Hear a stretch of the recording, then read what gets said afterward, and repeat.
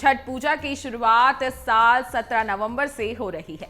छठ पूजा का पर्व सभी के लिए बहुत खास होता है। आपको बता दें कि छठ पूजा का पर्व 4 दिनों तक मनाया जाता है। हिंदू धर्म में छठ पूजा का बहुत अधिक महत्व माना गया है। हर साल कार्तिक मास के शुक्ल पक्ष की षष्ठी तिथि को छठ पूजा का त्योहार मनाया जाता है। छठ पूजा को सबसे बड़े त्योहारों में से एक माना जाता है। छठ पूजा की शुरुआत नहाए खाए के साथ हो जाती है। छठ पूजा को लेकर बहुत सी परंपराएं और बहुत सी मान्यताएं हैं जो छठ पूजा को और भी खास बना देती हैं। आपको बता दें कि छठ पूजा का व्रत संतान की लंबी उम्र, उज्जवल भविष्य की कामना के लिए रखा जाता है। ये व्रत 36 घंटों तक चलता है। छठ पूजा को कठिन व्रतों में से एक माना गया है। आपको बता दें कि छठ पूजा में कई नियम हैं जिनका पालन करना बहुत जरूरी होता है। अगर इन नियमों का पालन ना किया जाए तो छठी मैया नाराज हो सकती हैं। तो चलिए जानते हैं कि इन नियमों में क्या क्या खास है और कौन सी ऐसी बातें हैं जो आपको छठ पर्व के दौरान ध्यान रखनी है। सबसे पहले जान लेते हैं छठ पर्व से जुड़ी मान्यता।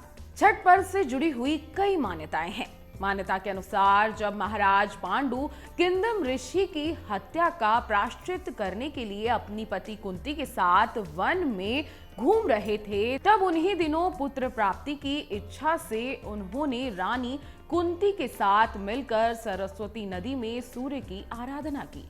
इससे कुंती को एक पुत्र की प्राप्ति हुई। इसलिए संतान प्राप्ति के लिए छठ पर्व का बहुत महत्व बताया जाता है। दूसरी मान्यता के अनुसार प्रिय व्रत जिनको प्रथम मनु माना जाता है वह निसंतान थे। प्रिय व्रत ने एक बार ऋषि कश्यप से संतान प्राप्ति के लिए उपाय पूछा। महर्षि कश्यप ने प्रिय व्रत को पुत्र शिष्ट यज्ञ करने के लिए कहा। यह उपाय करने के बाद पत्नी मालिनी ने एक पुत्र को जन्म दिया, लेकिन यह पुत्र मृतक पैदा हुआ। तभी देवताओं की दुनिया से ब्रह्मा की मानसिक बेटी प्रकट हुई, जिसने अपने स्पर्श से मृतक बच्चे को पुनर्जीवित कर दिया। तब राजा प्रियव्रत ने अनेक प्रकार से देवी देवता की स्तुति की। देवी ने कहा कि आप ऐसी व्यवस्था करें कि पृथ्वी पर सदा हमारी पूजा हो। तब राजा ने अपने राज्य में छठ व्रत प्रारंभ करवाया। छठ व्रत में कुछ बर्तनों का विशेष महत्व होता है। इसके इस्तेमाल के बिना छठ व्रत अधूरा माना जाता है।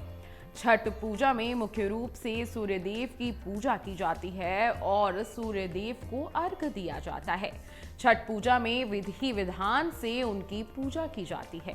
छठ पूजा में सूर्यदेव को अर्घ देते समय मिट्टी के चूल्हे और पीतल के बर्तनों का ही इस्तेमाल करना चाहिए। इस पूजा में स्टील, चांदी और प्लास्टिक के बर्तनों का इस्तेमाल नहीं करना चाहिए। आपको बता दें कि कुछ ऐसी चीजें हैं जो छठ व्रत के दौरान भूल कर भी नहीं खानी।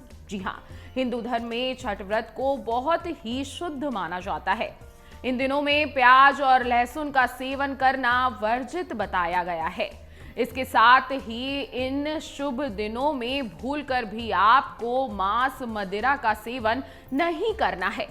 अगर आपको हमारा ये वीडियो पसंद आया हो तो हमारे चैनल जीवांजलि को सब्सक्राइब करें